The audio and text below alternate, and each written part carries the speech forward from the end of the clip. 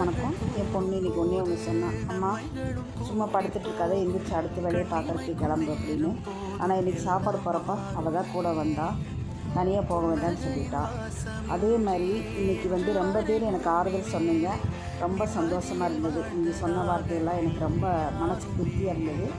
அதேமாரி கடல் கடந்து எங்கேயோ ஒரு இடத்துல இருக்க ஒரு சிஸ்டர் நீங்கள் லட்டு இருக்கிற வரைக்கும் நல்லா பார்த்துட்டீங்க, நீங்கள் ஃபீல் பண்ணாதீங்க யார் என்ன சொன்னாலும் அப்படின்னு சொன்னாங்க. அப்புறம் அக்கா மாலா அக்கா கோயம்புத்தூர்லேருந்து ஃபோன் பண்ணாங்க. நான் ஃபோன் பண்ண வேண்டாம்னு சொல்லி ஃபோன் பண்ணி ஆறுதல் சொன்னாங்க. அதே மாதிரி என் தங்கச்சி பவானியும் கூப்பிட்டு ரொம்ப எனக்கு அவங்க பேசுனதெல்லாம் மனசுக்கு ரொம்ப ஆறுதலாக இருந்தது.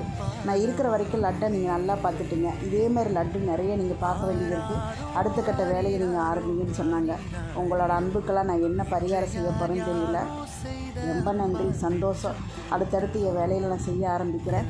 ரொம்ப நன்றி, வணக்கம்.